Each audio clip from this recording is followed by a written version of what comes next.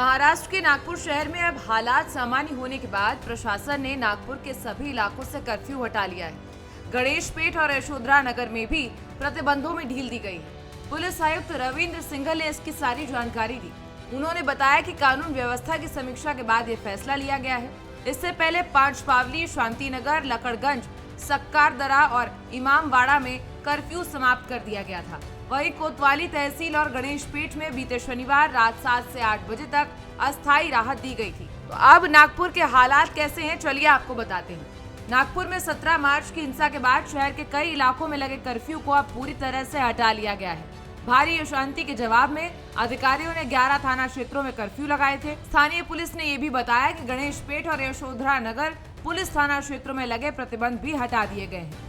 शुरुआत में नंदन वन और कपिल नगर क्षेत्रों से प्रतिबंध हटाए गए थे। इसके बाद जोन 3 के तहत पंचपावली, शांतिनगर और लकड़गंज और जोन 4 के तहत सकद्रा और इमामवाड़ा से कर्फ्यू हटाया गया था। पूरी तरीके से इसे हटाए जाने से पहले कुछ क्षेत्रों में कर्फ्यू की शर्तों में भी ढील दी गई थी, जिससे कुछ लोगों को कुछ घंटों के दौरान जरूरी खरीदारी करने की इजाजत दी गई थी। अब दंगाइयों से कैसे की जाएगी नुकसान की वसूली, ये भी जान लेते हैं। तो महाराष्ट्र के मुख्यमंत्री देवेंद्र फडणवीस ने इस बीच चेतावनी जारी की और ये बताया कि हिंसा में संपत्तियों के नुकसान के लिए दंगाइयों से ही वसूली जाएगी। उन्होंने कहा कि दंगों के दौरान हुए कुल नुकसान की गणना की जाएगी और दंगाइयों से इसको वसूला जाएगा।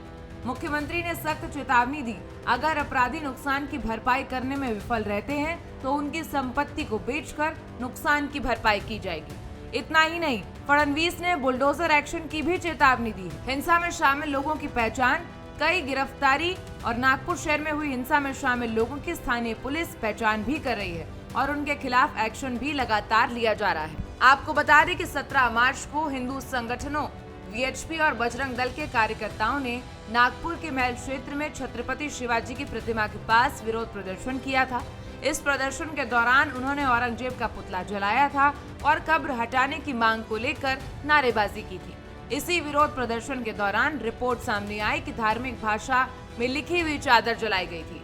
हालांकि बाद में स्थानीय पुलिस ने इसे अफवाह करार दिया और बताया कि ऐसी कोई घटना नहीं हुई थी। इसी कथित अफवाह के बाद नागपुर के महल समेत चिटनिस पार्क, हंसपुरी जैसे इलाकों में हिंसा भड़क गई और समुदायों के बीच झड़प देखी गई।